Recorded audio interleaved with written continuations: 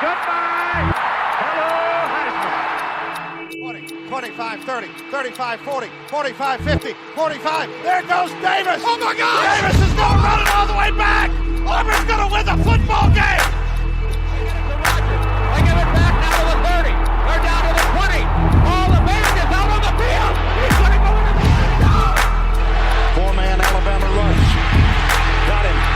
Oh, no, they didn't. Oh, my gracious. Yep. How about that?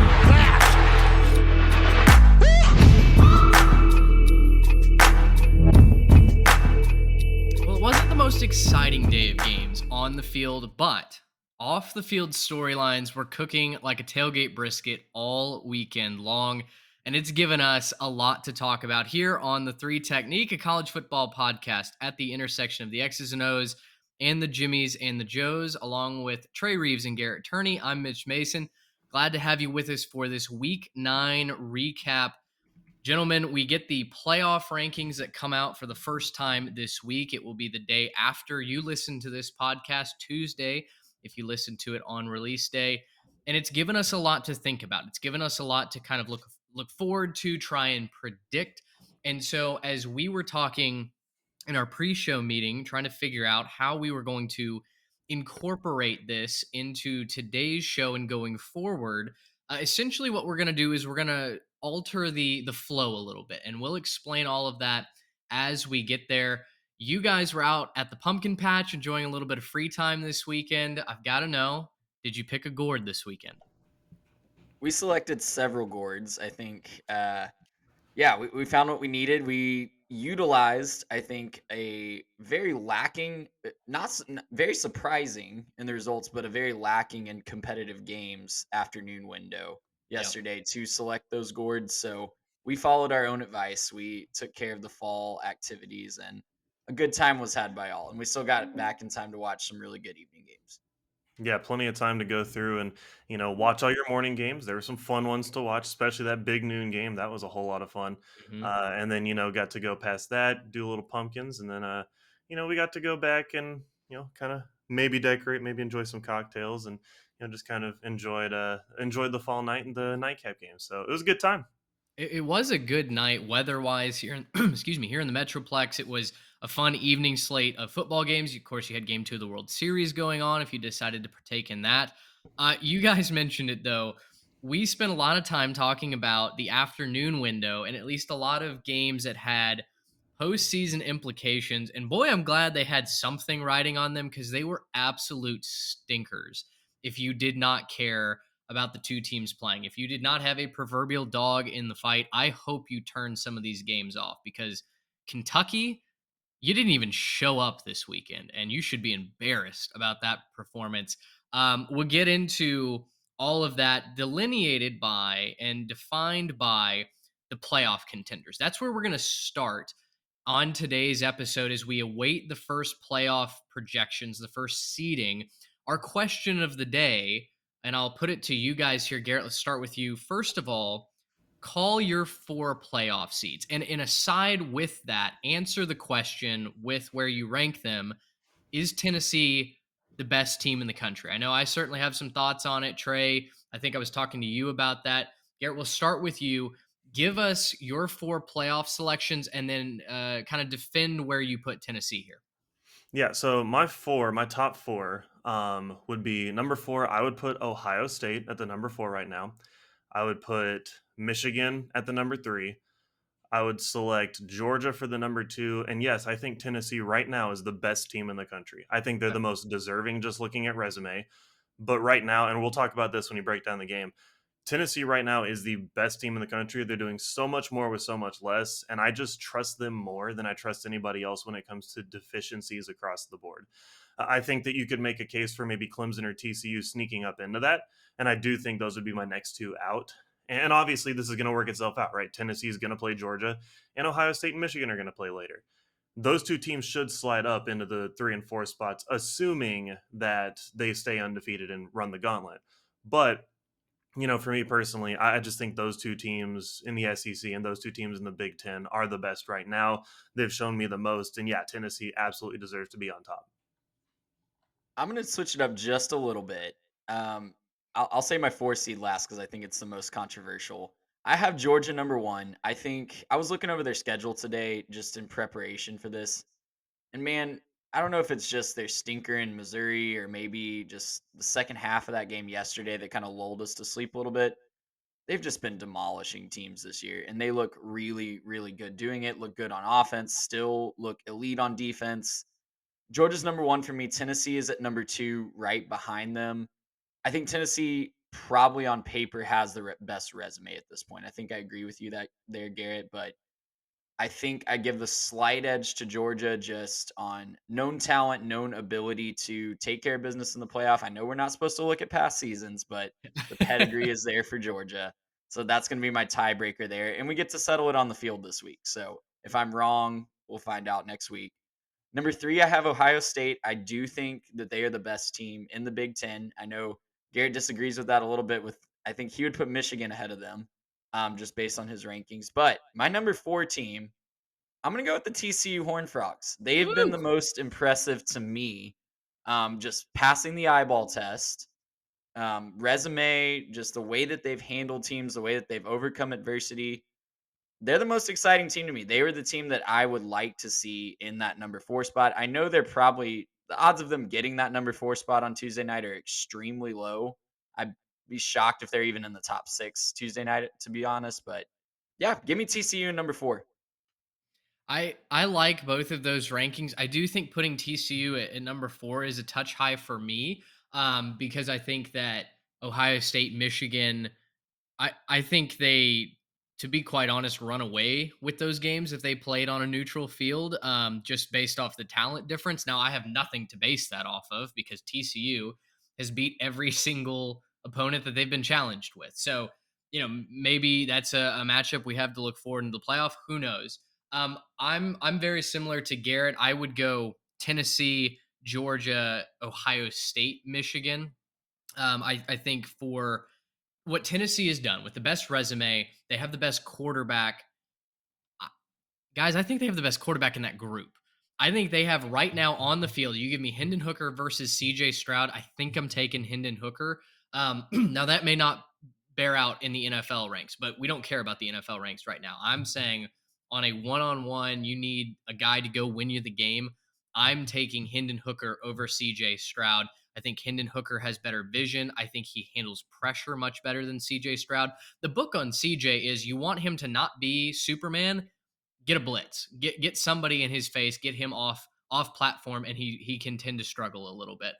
Michigan, honestly, I wonder if Michigan is the better team, but I can't, in my personal rankings, cannot put them ahead of Ohio State because to me, there hasn't really been anything that Michigan has done to differentiate themselves from Ohio State as far as, hey, I am vastly superior in X, Y, and Z areas, right? And so I'll go chalk with that. But I do think those are the 5 or the 4 best teams. I think Clemson, TCU, the first 2 out in my personal rankings.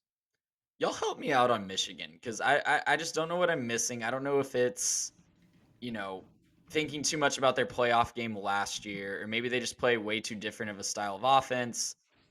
I don't know. I just don't. It's not that I don't see them as a legitimate contender. They're obviously a legitimate contender. They're obviously a very, very good team. But I would maybe even put Alabama ahead of them right now. And tell me where I'm wrong. Well, for one thing, Michigan's undefeated. So you got to go ahead and beat the guys you played. I also just want to go ahead and say, and we'll talk about this a little bit later, but just look at the results from when they played Penn State versus when Ohio State played Penn State. Michigan was the more dominant team in all facets of the game when they played those games. Yes, they played Penn State at home. Ohio State had to play them on the road, but at the same time, I think the Penn State home field advantage was a little overstated at the noon game. Penn State hung around. If you watch that game, Penn State did a lot of things really well and caused Ohio State to have some pretty glaring concerns with the way that they play their game and the way that they kind of played that game out to the end. I use the word outlast, and again, we'll talk about this in a little bit, but I use the word outlast when it comes to Ohio State, Penn State. Michigan dominated them. So I think you just look at the common opponent there, and you can't really transitive property this thing. But I think if you look at it, Michigan's been more impressive so far with the way that they dominate teams, line of scrimmage. They do what they need to in the run game. And they dominate in the run game, and they're effective passing the ball. They're not necessarily dynamic, and I think Stroud is the better quarterback, Yep. but it's I think it's a better team overall in Ann Arbor. I love the pro offense that Michigan is running, a top 25 offense. So they're moving the football. Now, again, Charmin's soft schedule up until the Penn State game, right? But the way that they took care of Penn State, the way that they took care of little brother Michigan State in a game that we have a lot to talk about for off the field reasons, in addition to the shellacking that happened in the big house. But Michigan also, to me, the big question coming in this year was, can Michigan get to the passer? They lost all of their edge rushers from a season ago, right? Aiden Hutchinson, David Ojabo, both gone to the NFL. That was like all of their sack production from a season ago. If Hutchinson and Ojabo did not get to the passer, then nobody was. This year, they've had a number of different guys step up. They're third in total defense right now, and they are eighth in team sacks, and I believe top 10 in tackles for loss as well. They've got 26 sacks on the season. To me, their ability to disrupt what offenses are trying to do in chunk situations, right? They're already stopping the run. We knew that they were going to be successful against the run, but now that they have the ability to once again get to the passer consistently, and it's not just one or two guys, to me, that puts Michigan in that top four, top three conversation, depending on where you have them. To compare them to Alabama, Alabama's defense has not necessarily been a strength this year. Sure, they have Will Anderson, but outside of him, if they don't get to the passer, that secondary has been exposed quite a bit. So, to me, I'm a little bit more down on Alabama than I think a lot of people in the national media are, and they're my national championship pick. So, don't think that I've forgotten about that. I just look at what I see on the field. I think Clemson and Alabama are very similar in that their defenses are good, but they give up chunk plays. Bama has a better offense. Bama's just on a bye this week. So to me, they've got to be maybe outside that top six. But again, all of this very, very subject to change. Yeah, I'm excited to see the styles clash again because obviously when those two styles clash with Michigan and Ohio State, we saw what happened last year. Michigan was able to really disrupt what Ohio State wanted to do on offense. They were the more physical team.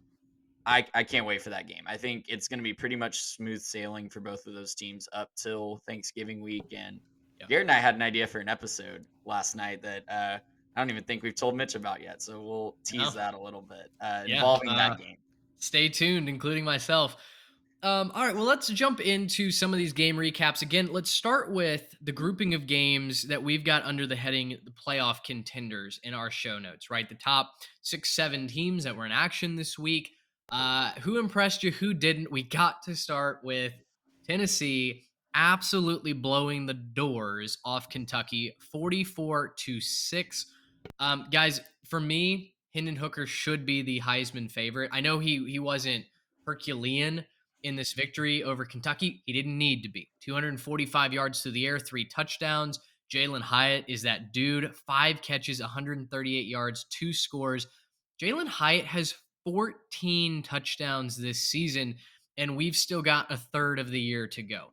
Just absolutely incredible numbers being put up from Jalen Hyatt. Honestly, if he was doing it on more receptions, I think he would be maybe the runaway Heisman favorite. But I wonder if his efficiency is almost hurting him. Every game he suits up, he puts up Randy Moss like numbers, but compared to some of the leading receivers from a reception standpoint, his catches are dwarfed. He's almost at 1,000 yards already. I think 907. But to me, Hendon Hooker has been that guy. Again, he didn't need to throw for 500 yards and 5 touchdowns. Kentucky stunk yesterday. They were not good. You could have run a lot of different teams out there, and I think they would have beaten the Kentucky Wildcats. Yeah, Tennessee at this moment for me is absolutely the best team in the country, and I'm going to reiterate that. I want to make sure to just pause where we are right now and say Heupel's doing amazing things up there. They looked about as unstoppable as you could on offense last night, and that's just a continuation of the season. You can't stop them. You just cannot shut their offense down. It's not really a possibility.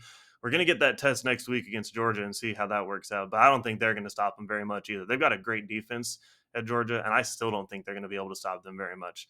They went against a Kentucky team that I thought going into this they didn't really stand a chance. The line was something like 12 or something, and I still picked them as my lock of the week. And somehow Tennessee still impressed me with how dominant they were. And I know that they weren't, maybe as statistically impressive in the past game as they had been in previous weeks, but I do have a little blind player test right here. Okay, so player one and player two season stats so far. We've got 71% completions for both of them. One guy has 2377 yards, the other guy has 2338. They both have 10.7 yards per attempt. One guy has 29 touchdowns, 4 interceptions. The other guy has 21 touchdowns and 1 interception.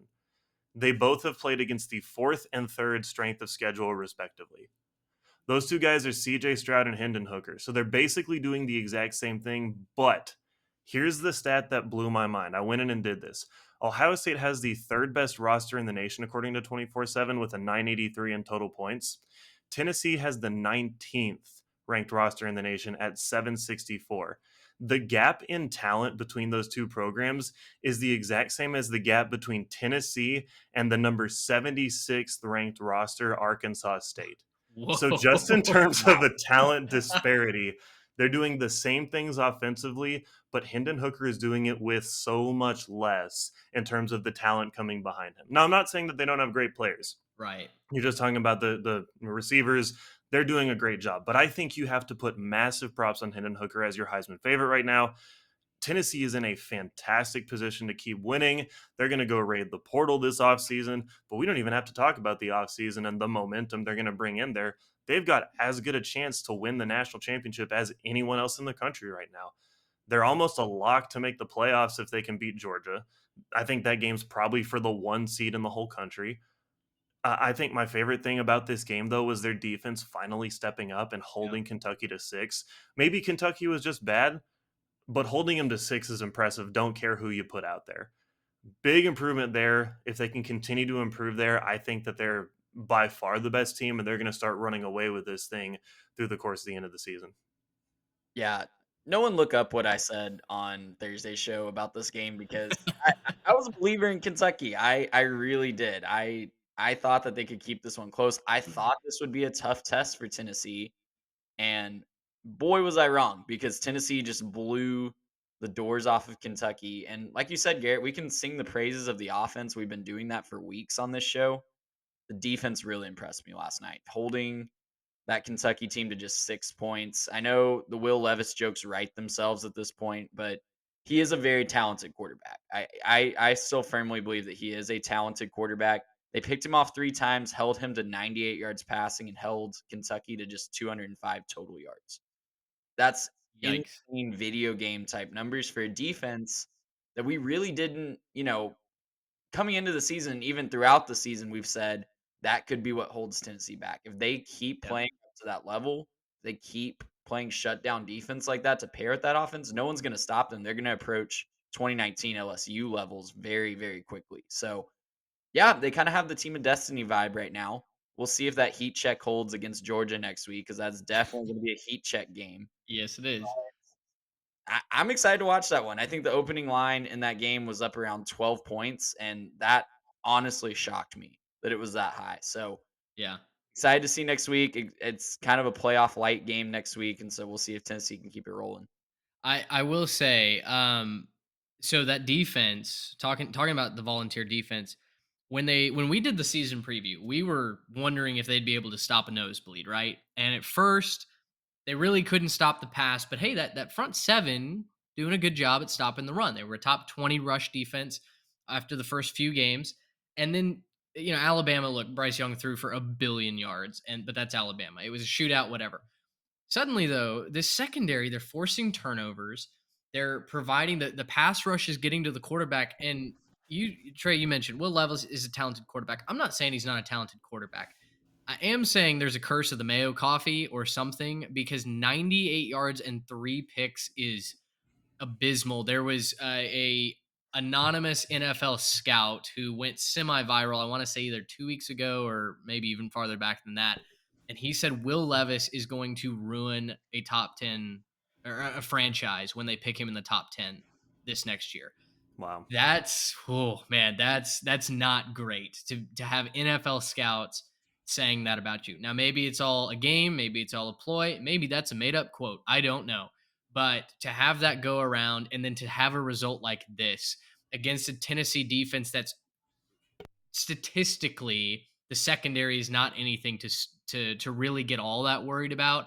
And I mean, he was having trouble finding the right jersey last night. So I do think it's a gut check moment for Will Levis. Kentucky has always been a team that's run the ball and run it really well. Chris Rodriguez, I think, only had like 60 something yards last night.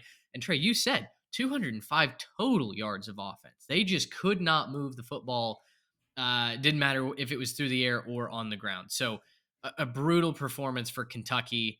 Tennessee Really a looked shocking better and better. performance too. Like Yep. I don't know if you guys expected a defensive No, performance from Tennessee like that, no. but that was not on the Well, game script for me. and to be fair, if you know that your offense is going to go out there and do what they need to do, you can play a lot more aggressively as a defense, right? If you believe that your guys are going to go and respond at the touchdown, you don't really care if you get burned. You can try to pick a route. You can try to get in front of a ball and force a turnover. You can go for the strip instead of just trying to play assignment defense.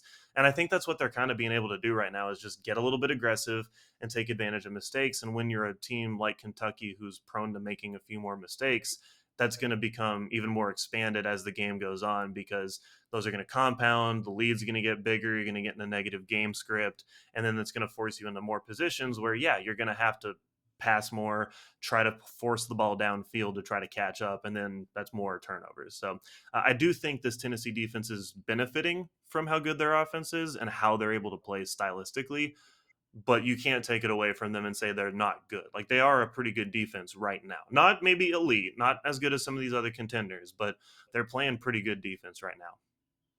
Well, we'll see where Tennessee ends up getting ranked here on Tuesday night. We will, I'm sure, lead off the Thursday morning episode with the playoff rankings. You can probably expect that going forward. But, guys, let's go on to some of the other playoff contenders. Let's start with number 2, Ohio State, a 44-31 win over then 13th ranked Penn State.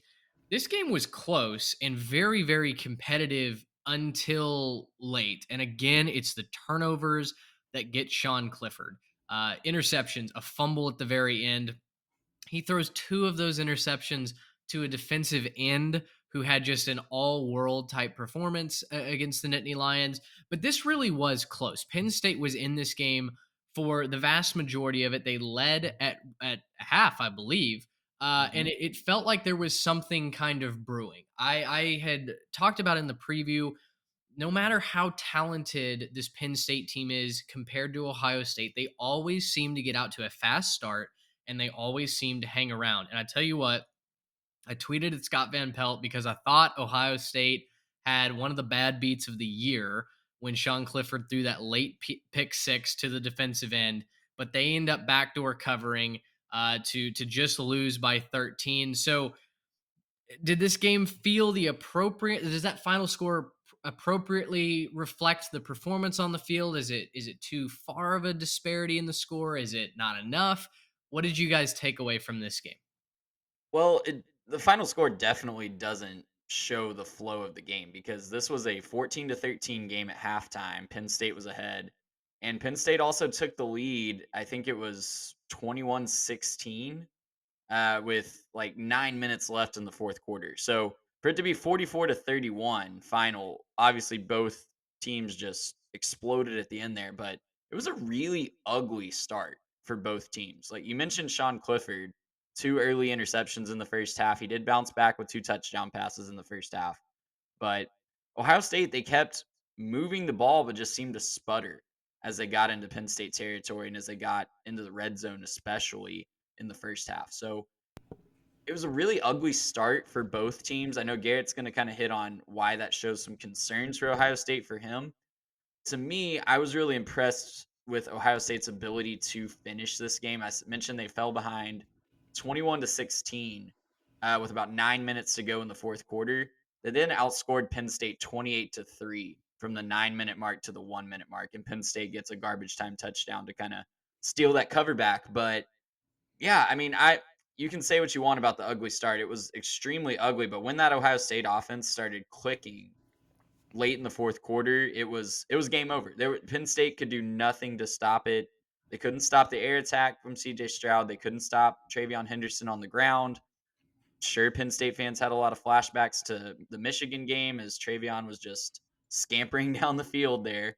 But yeah, case in point, Ohio State goes down 21-16. They immediately respond with a 3-play, 75-yard scoring drive. Yeah. So that's what they can do to you. If you are not sound on defense, even for, one drive, they're going to exploit that and they're going to take care of that. And not every team in the country, even the elite ones on offense, can say that. I'd say probably Ohio State and Tennessee are the only two in the country I can say you have to play an absolutely perfect game on defense to hope to beat them. Yeah, no, you're probably right about that. I will say I do have some concerns with Ohio State on this one. I do. I think you look at the way that they played them.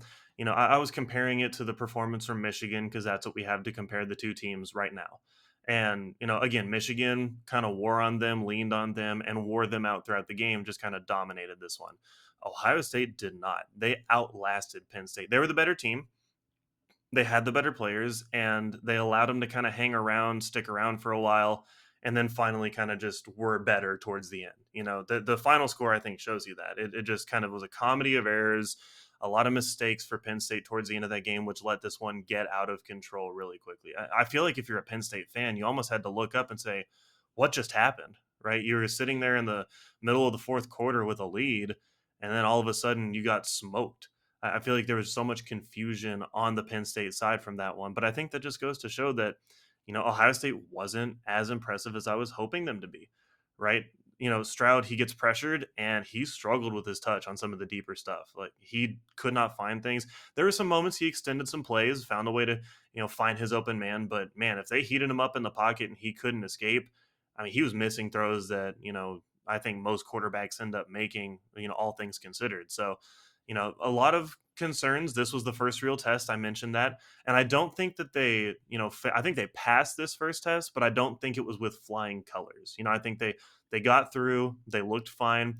There weren't any massive concerns as far as, oh my gosh, is Ohio State bad? I'm not saying that Ohio State's a bad team, but it is concerning for a team that wants to compete at the top level against some of these better teams in the nation for a national championship.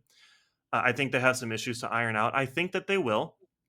I think that they got a couple of games coming up. I think it's Northwestern, Indiana, and Maryland before this big matchup with Michigan at the end of the year. They're going to be able to fix some of their issues, kind of iron out those problems before that tilt. But man, it's time to kind of start figuring out some of those problems. Now, a couple things I loved from them. Marvin Harrison Jr. is a beast. He's one of the better receivers in the country. I think you could make the argument that he's the best receiver in the country right now.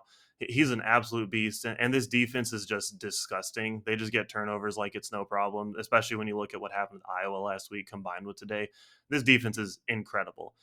I just want to see them keep the point totals a little bit lower going into the next couple weeks. I'd like to keep it around, 10, 14 points the next few weeks against far inferior competition to really hope that they have a chance at running the tables and making it out as a 2 or a 3 seed by the time all this is done. So not saying they're bad, but maybe some rooms for concern heading towards the end of the season. I think their defense at times struggled to get off the field. You look at that touchdown drive at the very beginning of the fourth quarter, a 13 play, 75-yard, 5-minute, 44 second just draining fourth quarter drive in the fourth quarter. That's when I felt like Penn State's going to win this, right? And kudos to Ohio State. They go on 3 plays later, they score. It truly shocked Gus Johnson that Travion Henderson was running in from 41 yards out for the score. It almost caught him completely off guard. So their quick strike ability, I do think, saved them, but their defense really struggled to get off the field at times, and they struggled to defend against the run. Honestly, Penn State shot themselves in the foot so many times. Trey, I'm sure you can talk about that sequence at the goal line. That was just a bizarre, one of the weirdest things we saw this weekend type moments. But also James Franklin and his clock management is horrific. And he continues to hurt himself and hurt his team. They go for it on fourth and I think it was a really long one with that wing T formation. They should have just taken a chip shot field goal in the third quarter, I want to say. And guess what? I mean, does it end up factoring into the final score? No, but it certainly dictated the flow of the game because at one point Ohio State was up by 9 and Penn State really would have loved to have had an extra 3 points. So that's kind of my shot at James Franklin. I just did not like the way that he managed that game at all. Trey, take us inside that sickos committee like sequence though that we saw in the second half. Yeah, you're talking about the end of the game, right? Where it just went bonkers.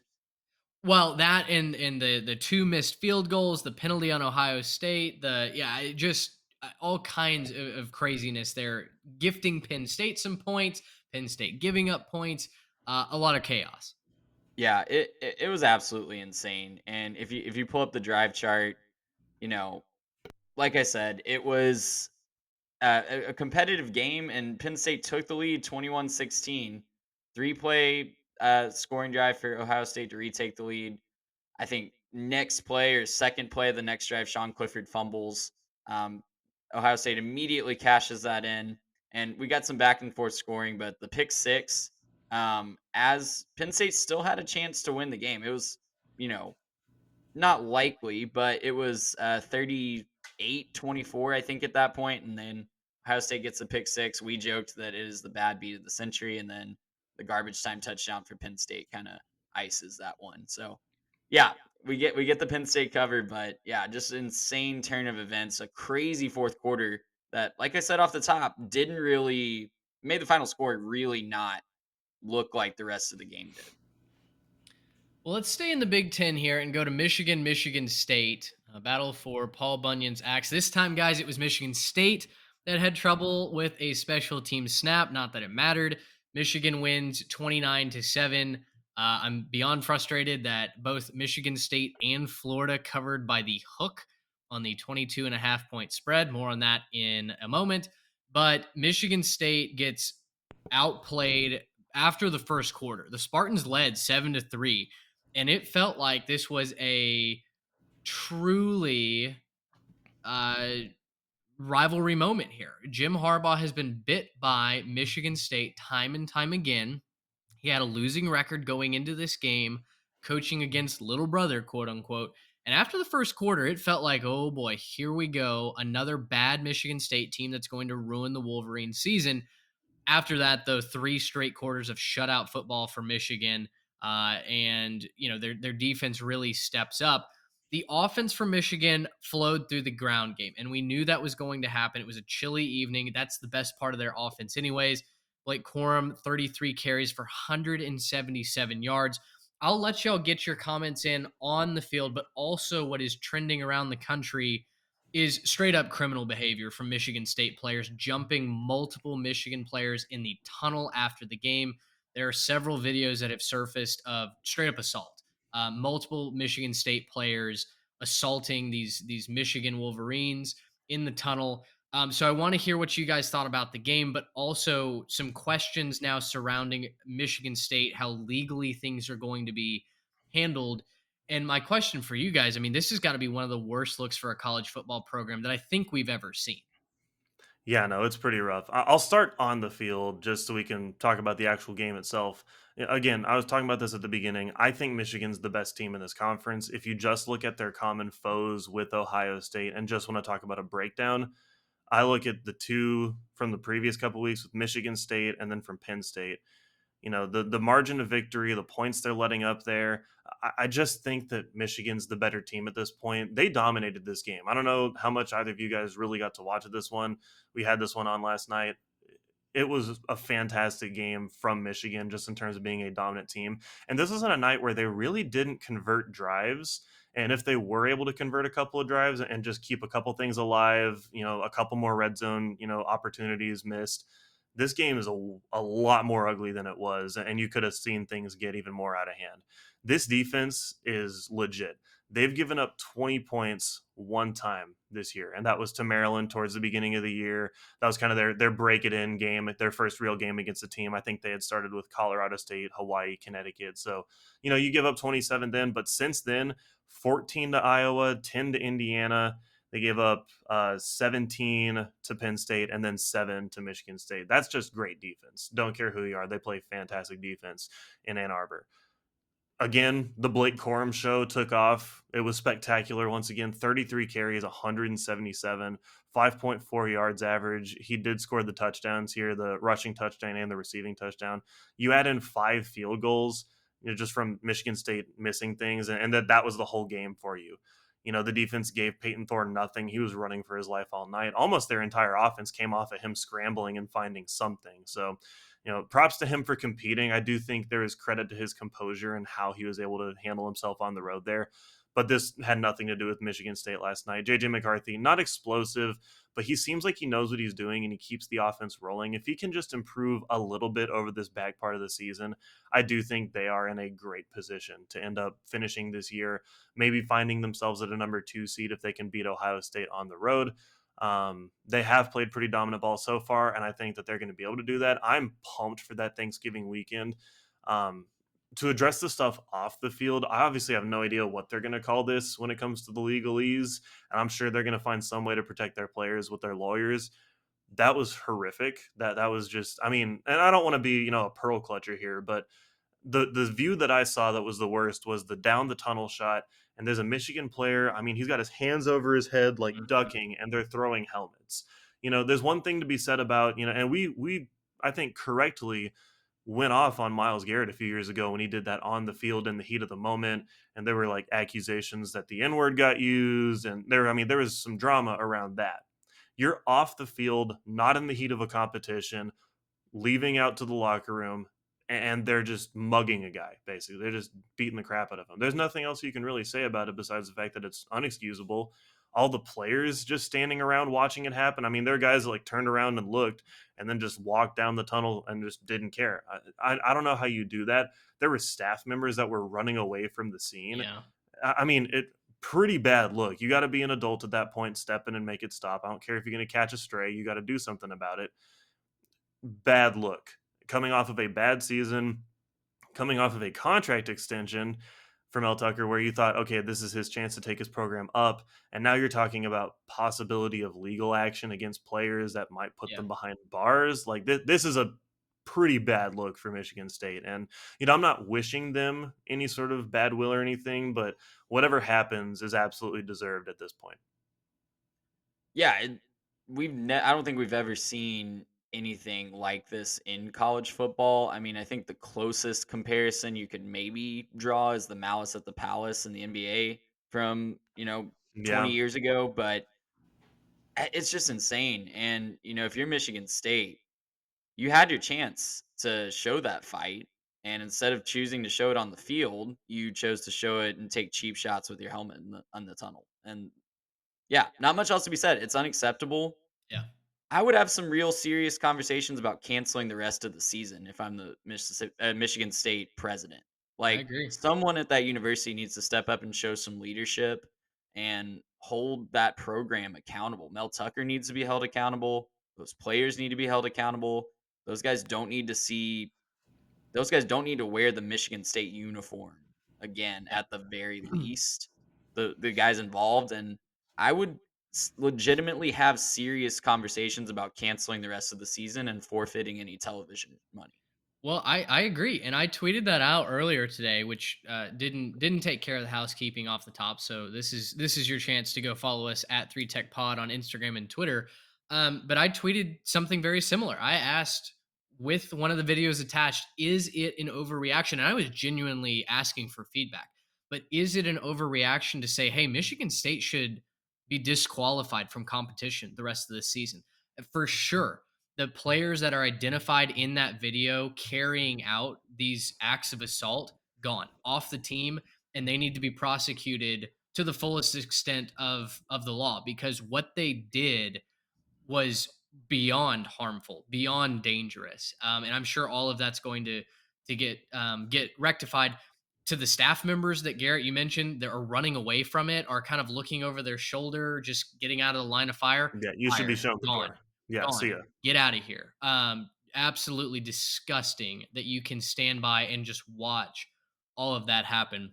So I agree. I am, and I'm not usually one for hyperbole or overreaction, but Michigan State should forfeit their season. Yeah. After seeing, and it's not just one video; it's at least two separate instances of different players from Michigan being attacked. There's no chance that Michigan State should suit up for another football game and actively be able to compete. Their season's a dumpster fire anyway, so it's not like there's going to be drama around that sort of thing. This should not be a difficult decision for those in leadership.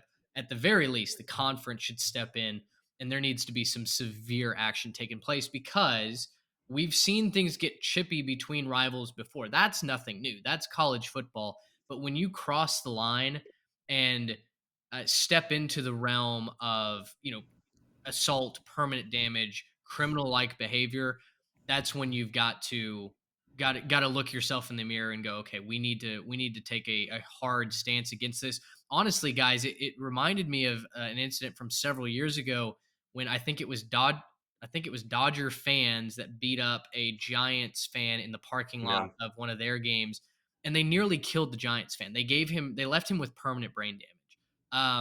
That was not on video. I'm not saying that one assault is the same as the other, but the mugging that we saw on video is something extremely serious, and it can't just be swept under the rug. Well, and I would hate it for the fans to cancel the season, and I would also hate it for the players who had nothing to do with this, right? The Yeah, guys who were further down the tunnel or already in the locker room who would have stepped up and done something about it, right? Because I understand guys are going to get chippy, guys are going to get in fights sometimes. That's going to happen, again, like you were saying, in these rivalry games. But what happens there is teammates get in the way and they say, hey, cut it out. You're getting too hot here. Your head's getting a little bit out of control. Nobody did anything. I think for the minimum, you have to say the guys who are involved, they're out of there. You know, see ya, we're not going to help you out. The guys who are just standing around probably need to be talking about suspensions at a minimum and possibly revoking their scholarships and tell them to see the door anyways. And then for the other guys, like you would hate to say, let's suit up with a team maybe of like 40 or 50 guys left, but I think that's more fair to them.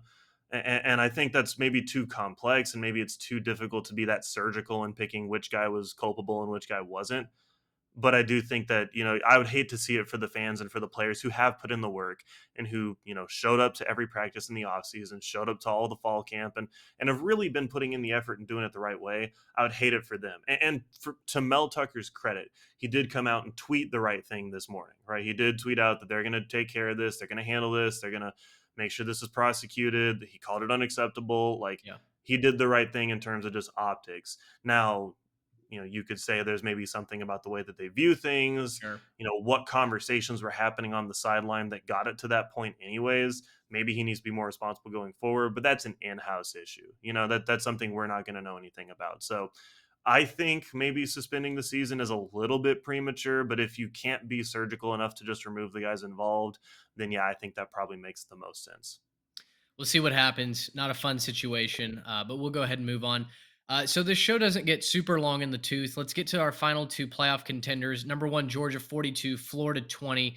Really wasn't even that close. Again, I'm just disgusted that Florida covered by the hook in the 22.5 point spread. That hurts me personally. Guys, from a high level view, my notes on this game, Florida's defense, not very good. They looked helpless against Georgia. Anthony Richardson, he's not a good quarterback. I will stand on this hill. I think he's talented. I think he's a good athlete, but he's not a good quarterback. And I say that giving him all the credit in the world because this dude is playing banged up, man. He is not healthy. You can tell he's limping after just about every single play. Halfway through the game, he had to stop scrambling because he just physically couldn't do it. He had to stay in the pocket and deliver the football down the field, and that's where you see him get the majority of his 271 yards through the air. He's just not a pure gunslinger, and when Florida's running game goes away, Florida's got no offense, nothing that they can reliably look on. And because of that, Georgia's rush defense yesterday looked legit. I mean, they stuffed the Gators in the trenches. The last note I had on this game, Florida 4 of 16 on third down, 0 of 3 on fourth down. They are 1-4 to start SEC play. It's one of their worst starts to conference play ever in their tenure in the Southeastern Conference, and now they go on the road to College Station to take on a Texas A&M team. Are you more impressed with Georgia? Or are you more disappointed with Florida after the cocktail party? I think I'm impressed with Georgia in the sense that they won by 22 points, and it feels like that just was kind of a ho hum day for them. Yep. Like Yeah. they could have put up 60 in this game, and they came out of the second half and they had I think two or three turnovers, and Florida actually cashed in on those and cut the lead to 28 to 20 They came at one back. point. Hmm. Yeah, and so, you take those mistakes away, which are uncharacteristic, I'll say, of Stetson Bennett in this offense. And this one's just a laugher. This one's not even close. And, we're talking about a 50, 60 point output, and Florida maybe getting into the 14 to 17 point range. So, yeah, I mean, it's a ho hum day for them, and they beat their rival by 22 points on a neutral field. That not much else you can say. Yeah, no, and like I said in the previous show, this one is going to be a fun game to watch for about 15 minutes.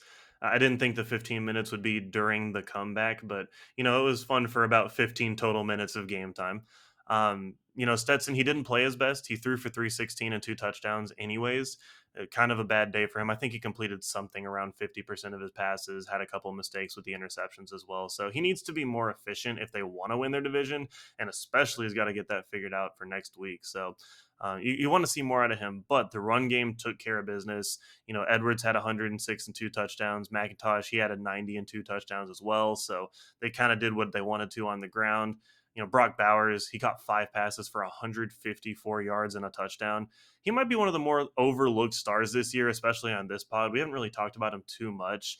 He's just a freak, and he's not a tight end. Like, I don't know what he is, but he's not a tight end. Tight ends, they're slow. They've got good hands. They block. They just kind of play possession.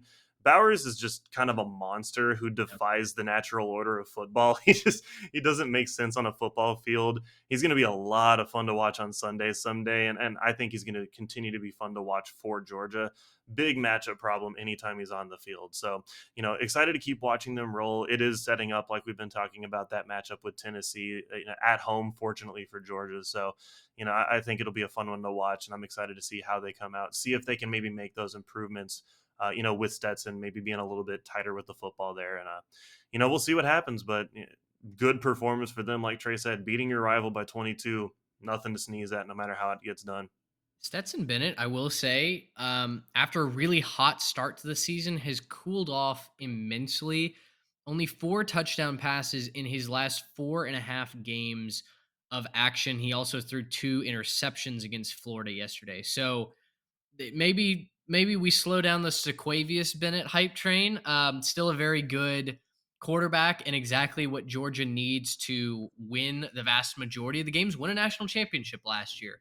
I do wonder if he can hang with a Tennessee, with an Ohio State in a Western style shootout. We get to see one of those matchups this week in Georgia versus Tennessee.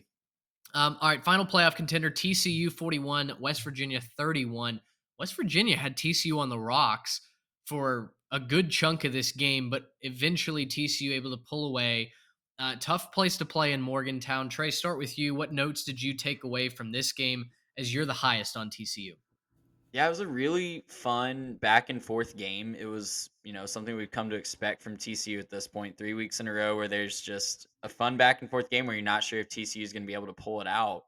And sure enough, Max Duggan and the offense come in clutch. And today it was the Max Duggan and Kendre Miller show. It was, almost 400 yards or 350 yards and 3 touchdowns for Max through the air, 120 yards on only 10 carries for Miller. Just West Virginia didn't have an answer, especially in the first half. Now, it was kind of a tale of two games where both teams, they combined for 49 points in the first half, and the next touchdown wasn't scored until there were 4 minutes left in the fourth quarter. So we had a shootout in the first half, a defensive struggle in the second half, and TCU, to their credit, was able to kind of squeeze control away of the game in both formats. So credit to them. They're shown that they can win multiple ways within this game. And I think that's going to really help them down to the stretch as they play, like we've highlighted before, some in-state rivals that are going to be really excited to knock them off. Yeah, and TCU has a flair for the dramatic. I don't think they're going to have another blowout the rest of the year. They might go undefeated. They may end up winning their conference undefeated and go to the playoff. And I still don't think there's going to be a blowout or a real decisive, comfortable win if you're a TCU fan. It didn't feel like they ever quite put them away yesterday. It felt like, hey, we got a little bit of a lead and then they let them claw back. But still, at the end of the day, they covered the 7.5 points, pick up Yeah. another high scoring win on the road. The offense is humming right now. They have no issues doing what they want on the ground. Kendre Miller, I think he had like 10 carries, averaged like 12 yards a carry, something like that. It was, crazy to watch what he was doing on the ground. Got whatever he wanted to. Max Duggan basically aired it out all game. He wasn't particularly efficient, but I think he had three receivers get up near 100 yards. Quentin Johnson, Tay Barber, Savion Williams also catching 3 passes for 97 and a touchdown himself. Good game for him, kind of popping up. I do think, again, he needs to be more efficient passing. He was 57% on his completions. Yeah. That ain't going to get it done against better teams, right? It's not going to get it done against the higher level. And since we're talking about them as a playoff contender, you have to compare him to guys like Hendon Hooker and CJ Stroud and say, yeah, 57%, that's not going to be good enough. You got to be better than that.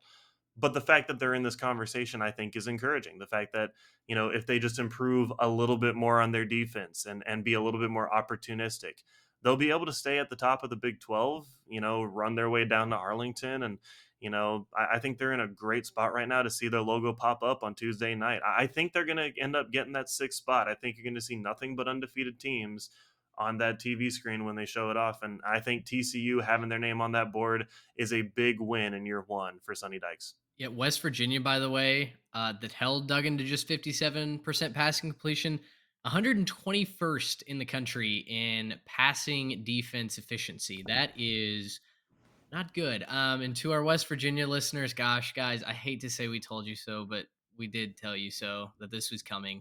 Um, it's an interesting rest of the road for West Virginia. I do wonder if Neil Brown stays employed through all of it. TCU's finished, by the way, Garrett. To your point, Texas Tech, Texas, Baylor, Iowa State. So three very very tough games coming up, and then Iowa State. I'll let you make of that what you will. Let's go ahead and stay in the Big 12 now as we whip around the rest of the country. Guys, my headline for this, what a beautiful round robin the Big 12 is. And let's start with number 22, Kansas State, doing unspeakable things to Oklahoma State, the ninth ranked team in the country. The injuries finally caught up with Oklahoma State. I mean, every single person on that field is beaten, battered, bruised. They had 11 starters on opening day who are now done for the year. I said in the preview that I would ride with Oklahoma State until proven otherwise. I was proven otherwise this week. Impressive victory for Kansas State at home. Yeah, 48-0 was not on any of our bingo cards this week. There were a lot of scores that made you go, huh, and sure this week. And this was 100% one of them. It was 35-0 at halftime. And the aforementioned pumpkin patch activities were thrown into a tailspin very briefly when we pulled that score up on our phones. So, you know, what I'm really interested to see, like, I think we can kind of explain this away for Oklahoma State, at least, you can kind of take solace in those 11 starters being out for the season, right? It is catching up with you. There's no shame in that. And, even an ugly score like this, while it's disappointing, you can see why that happened. What I'm really interested to see for Kansas State going forward, because, they're sitting there at 6-2. They're sitting there with an inside track to the Big 12 championship game. If they can, navigate the rest of their schedule, they get a rematch with TCU. Is Will Howard going to be a revelation for this offense? Because it was a completely different offense than what we saw with Adrian Martinez. And you would expect that with a run first quarterback versus a pass first quarterback. But goodness, he threw for almost 300 yards and 4 touchdowns. I don't know when the last time we saw that in Manhattan was. And, they still got Deuce Vaughn heavily involved. I think he had over 150 yards and a couple of scores as well. So, I'm excited to see if that holds up. Is Will Howard going to be a key to unlocking this offense and taking it to the next level? Was Adrian Martinez holding them back just a little bit with the liability of him throwing the ball? I don't know. We'll see. But yeah, it's going to be very interesting to follow for Kansas State. And I think the most important point, Kansas State sitting at 6-2 right now, has a chance to join Duke as my second darling to hit their over next weekend. But obviously I have the rooting interest there. But I'll go ahead and take things I never saw coming in a million years for 500, Alex. Wow, was that a shock? Yeah, They and absolutely shellacked the Cowboys. It was a Obviously, blitzkrieg. Blitzkrieg for sure. That's definitely true. They were down multiple players, but they just didn't get on the bus to Manhattan. I don't know what happened. They just didn't show up. Will Howard, have yourself a day, young man. sure. He should probably stay the starter. I think there's a real conversation to be had, like you were saying there, Trey. I know that Adrian Martinez has the legs, and that is a difficult offense to stop, no matter who you are. Right? You put both him and Deuce on the field, let them run that RPO, and it's hard to stop. At the same time, I think opening up that intermediate and deep passing with as effortless as it looked for him, I think that kind of lets Deuce do a lot more of what you would hope that he would do and play that sort of power spread run game. And I think that that's something that they're going to need to lean into to be able to succeed down the stretch and ultimately make it to Arlington. But with this type of offense, I think we're about to purple out Jerry World for the Big 12 title game, and I'm absolutely here for it. They play Texas at home next week. They need to win that one. Texas coming off a bye, but if they can manage that, they finish with Baylor, West Virginia, and Kansas, and all those teams don't necessarily have the right stuff right now. Baylor played much better, but we're not necessarily high on them as a podcast. West Virginia not getting it done, Kansas, lots of injuries.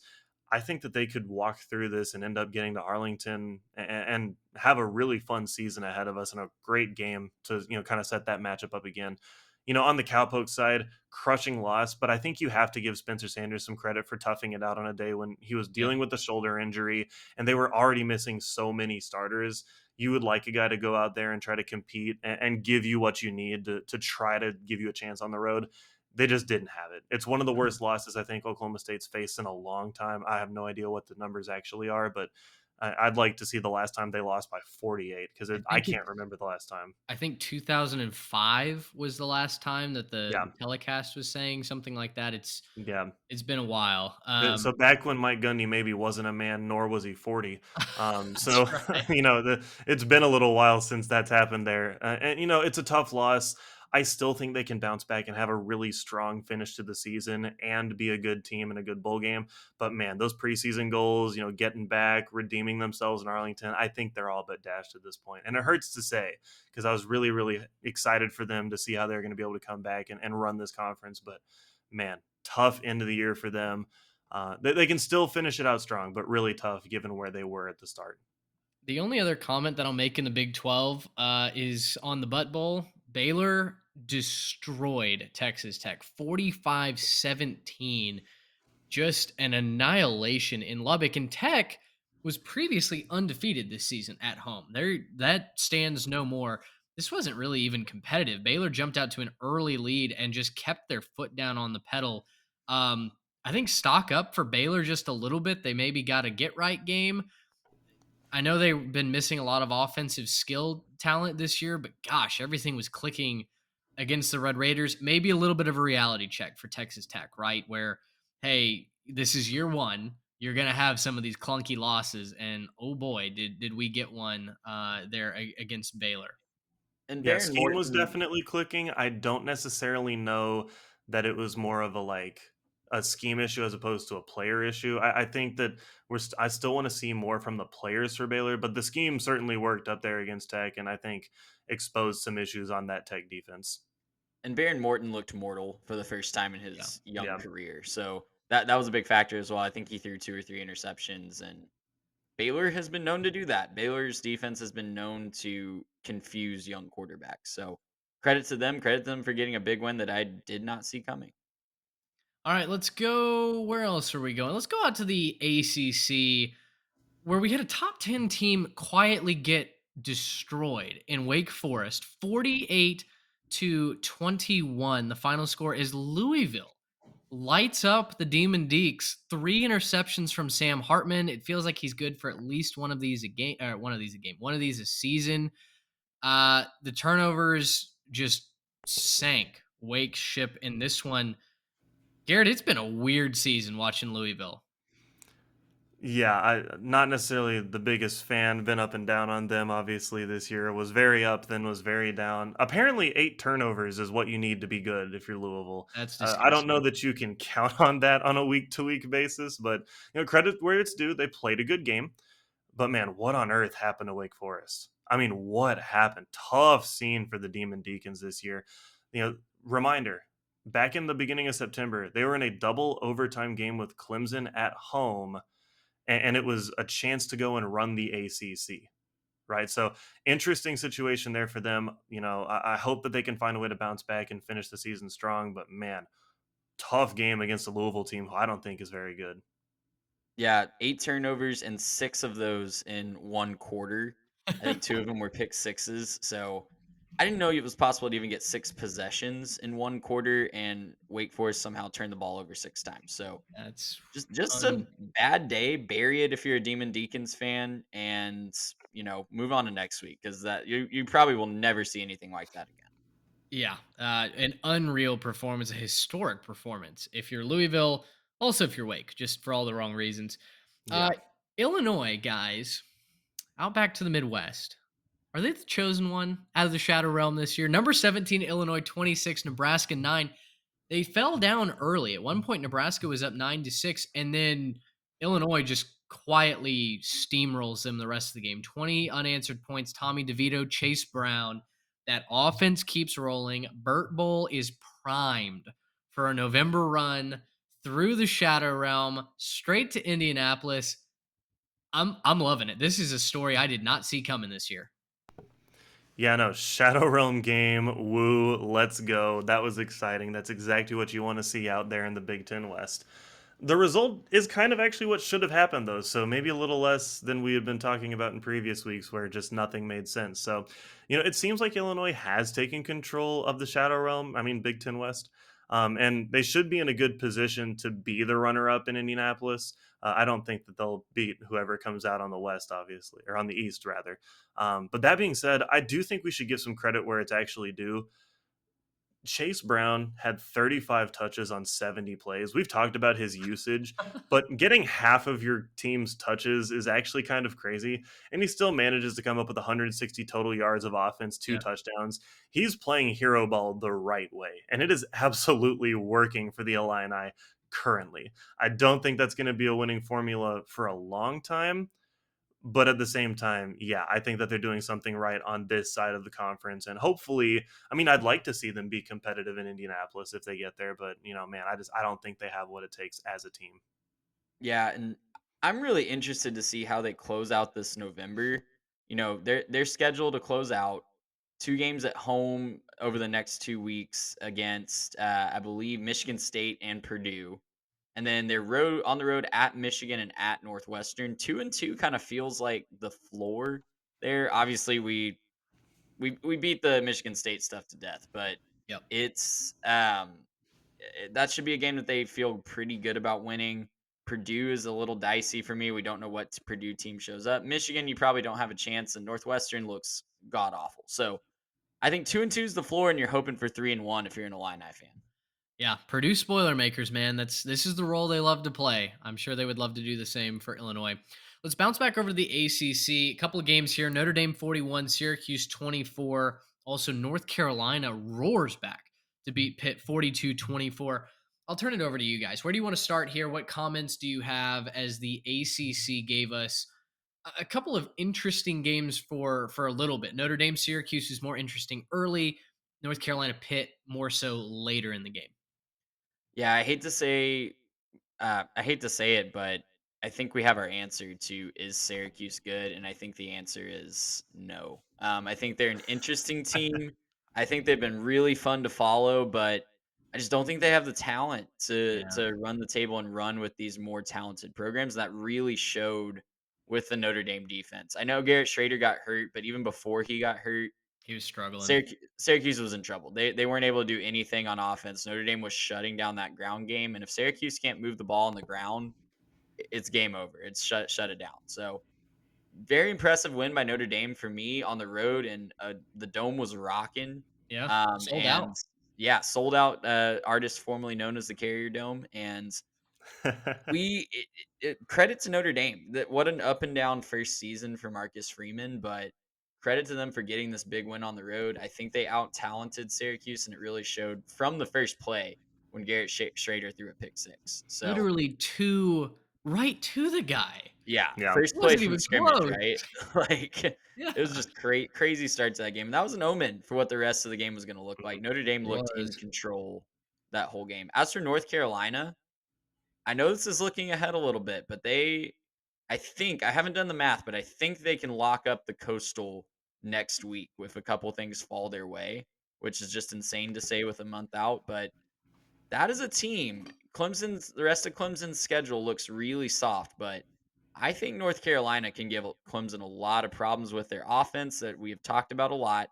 They can Mhm. score a ton of points, and their defense all of a sudden is starting to creep into competent. So lots of talent over there in Chapel Hill. I think they can give Clemson a lot of trouble if they meet up in the championship game. Yeah, no, it sure looks like the Tar Heels are a lot better than maybe we've given them credit for. I think they aren't getting enough attention, and I feel like we're going to end up talking about them a lot come the next couple weeks.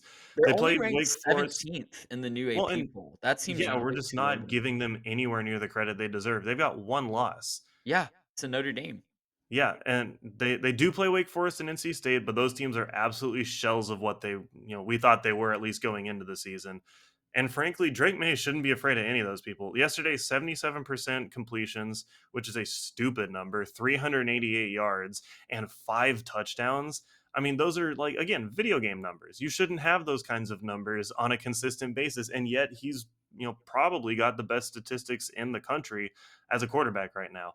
I'm going to go ahead and take the guy down the stretch who can sling it. If the defense can continue to improve, again, they were a problem early on against App State.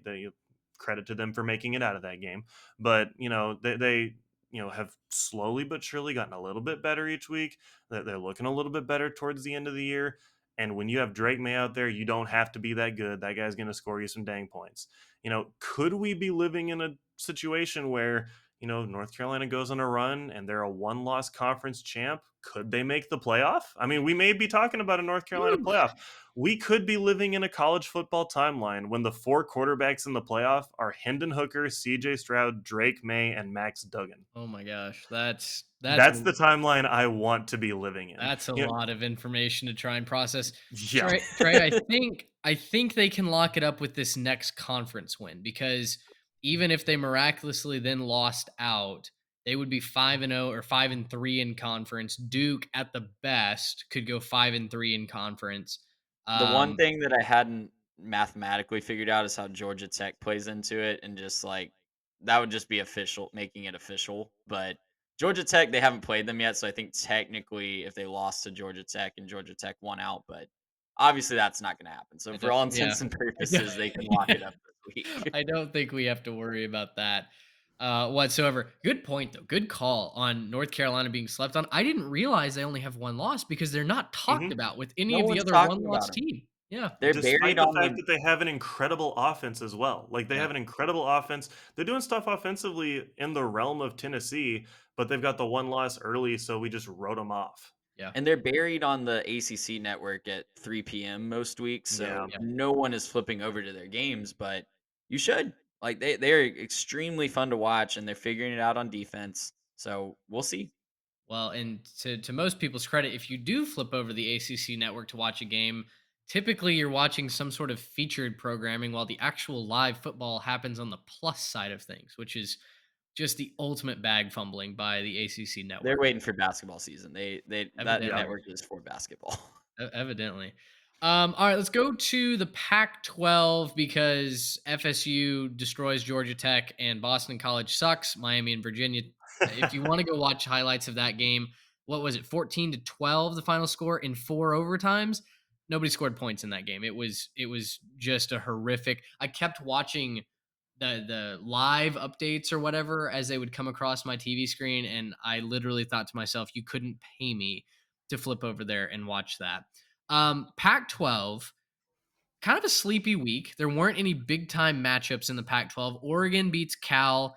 They kind of run away with it late. Cal made it a game early. Bo Nix throws 2 interceptions, but Oregon's offense is good enough to carry the day.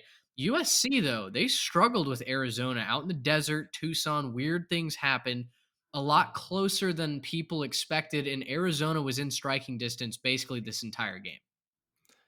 Yeah, a lot closer than expected here. That Trojan defense is kind of back to that preseason form, not stopping nearly enough, which isn't something you want to say about a Trojan. But yeah, just not necessarily a great performance there for USC. And I think at this point, we can couch any of the like off chance playoff talk that you would want to maybe, outside chance. Are they one of the better teams? Go ahead and drop them out that top 10. They don't have the defense to keep up. Yeah, it's gonna be rough for them to run the table in the Pac-12. I think that UCLA game is going to be very difficult if they can't get the defense figured out. That UCLA game is going to be very, very difficult. So, yeah, kind of a chalky week in the Pac-12. I think the most Yep. interesting game was that Utah Wazoo one Oh, come on. A late cover on the Palouse to take in a away my game that Cam Rising somehow was injured, and we had yeah, no idea until, literally kickoff. The announcers were like, "Oh yeah, and Cam Rising is injured," and we just by found the that out way. too. And also, the difference in that game probably ended up being that bizarre call on the goal line where the Utah drive gets extended for just the Yeah. softest of reasons. It that was weird to watch and just because I flipped on for a little bit. That was a weird one to watch, and I mean I saw that one when it was happening, and I was just on my feet. What are you talking about? Where? And Yeah. just I Yeah, mean, and this targeting is call coming on the from a goal guy who I line. wanted Utah to win that game, but I don't want him to win like that.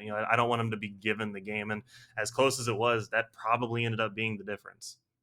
Okay, I Yeah, think I think we're gonna get in under the hour 15 benchmark that we usually shoot for. Guys, let's wrap it up with the group of five to talk about here. And Trey, you have been cataloging, you've been making graphics, you've been welcoming teams to the bowl eligibility club. We would like to celebrate those teams on this show. I think specifically we're going to celebrate you once you get to 7 wins, but hey, even making the postseason with as weird as some of these seasons and games have played out is an accomplishment. If you would like to welcome our newest members to the Ball Eligibility Club, I'll turn the floor over to you. yeah. In the G5, we'd like to welcome UCF after knocking off Cincinnati. Game I called that. Thank you very much. 25-21. UCF, welcome to the AP poll as well. East Carolina, another team that I was kind of like, hey, we need to watch out for them on Friday night in Provo. They knock off BYU on a last second field goal. No Welcome to bowl quarter. eligibility, Pirates. Let's see what else we got here. Toledo, bowl eligibility despite losing their starting quarterback unexpectedly. Another situation where we just find out the starting quarterback is hurt late in the game and they knock off Eastern Michigan. They don't get the cover that Mitch wanted, but they do knock Oh, off Eastern Michigan and get to bowl eligibility. Boise and Wyoming are both bowl eligible. We kind of wrote off Boise State after they lost to UTEP early, and they just were not looking good at they all. looked Fired their horrible. offensive coordinator in El Yeah. Paso. And both Boise State and Wyoming, another team that we didn't have high hopes for this year, Oh bowl yeah. eligible. And South Alabama, first bowl eligible for the first time since 2016. So shout out to the Jaguars. They're getting AP votes for the first time, I believe, since 2016. Someone big in journalism tweeted mistakenly, I think last week, that they received an AP vote for the first time in program history, and their SID immediately responded to it. Was like, no, no, no, no, no, no, no. Give us our credit. 2016 was a banner year. But yeah, they're bowl eligible for the first time since 2016. So USA support. We support the troops. Yeah. We also Cue the will USA support troop. USA. That's right. Yeah, maybe it's a good omen for the World Cup coming up. If USA is doing well, Oh, we fingers can, crossed. yeah. Uh, U.S. and Wales, I believe, is that first game. That's coming up. That's less than a month away. I tell you what, I'm not a soccer guy, but I got a hat tip to Fox. Their commercial is getting you kind of excited about soccer at this unique time for listen, a bunch of different reasons that we're not going to get into on this podcast, but it's got me kind of excited to watch it as well. So I'm sure there will be maybe 60 seconds on soccer coming up here over the next month or so. Um, guys, any final thoughts? Again, it was kind of a disappointing week when it comes to the mainstay programs around college football, but the G5 schedule, especially, like I was locked into that UCF Cincinnati game. Felt like Cincinnati threw that away. Toledo down their starting quarterback DeQuan Finn did not play in this game. They were with backup Tucker Gleason, who got them to bowl eligibility. They trailed this entire game and then roared back. Did not get the cover, as I'm very, very sad about. But you welcome them to bowl eligibility. This is the time of year that the group of five gets really, really fun. We get Maction starting on Tuesday night. You've got conference championship games being decided on Tuesday, on Wednesday, on Thursday night. We get Coastal App State this next week. I mean, it's a whole bag of tricks coming up for the group of five, and we love it. Yeah, and that battle for the New Year's Six spot is going to be very, Mm. very entertaining. Tulane kind of Mhm. in the driver's seat right now. I think it would be a great story for them to make it to the Cotton Bowl, Mhm. but Oh, that'd tons be of fun. teams could jump up and grab that. You talk about Coastal, you talk about UCF, you talk about Cincinnati, maybe sneaking back in there if they can win out. So tons of opportunity. There's a lot to watch for. The week as a whole, yeah, it was a little disappointing, but tons of scores that I just had to do a double take on. So Yeah. maybe not competitive games, but just shocking results. And that kept it fun for me. Yeah, and a big weekend to jockey for position. I don't think we necessarily clarified the playoff picture, but there's a lot of teams that are now ready to say, okay, it's me or them. And we're gearing up for some big matchups late in the year. I think this is the first time in a while where I feel like we've had this many matchups at the end of the year that will decide the playoff picture, Yeah. where you have like 1 versus 2, 3 versus 4, 5 versus 7, just enough of those teams that could jump their way up if they were able to win that game. So I'm pumped to watch the rest of this slate starting next week with Georgia, Tennessee. Yeah, and I went 3-1 in the ledger, so just want to shout out myself for that. Did you? I was just looking at that. I did. I guess you did. I guess you did. Yeah. You're right. I was going to say I thought we all went 2-2, but no, I'm seeing that now. Although the most surprising ledger loss, of course, you dipped back into the pool of Missouri and South Carolina Freaking one too many Mizzou. times. You bet against the Tigers, and finally Eli Drinkowitz gets you just Yep. a weird game where Spencer Rattler then threw his coaching staff under the bus after that game. Basically said we had no idea what they were going to do to us this week. We had didn't have the right preparation, didn't have the right game plan. Um, yeah, not what you want your Yeah, star that's why quarterback he's saying. failed at 2 different stops. Not him. It's the other people. Not the outcome that I think a lot of people wanted for Spencer Rattler's career. But on that note, we'll get out of here for our week 9 recap. Excited for week 10. A lot of blockbuster names and games on the slate. We'll of course have the playoff rankings, the first edition of those playoff rankings to break down on Thursday morning as well. For Trey Reeves and Garrett Turney, I'm Mitch Mason. Thanks so much for listening. Until next time, so long, everybody. Gracious him.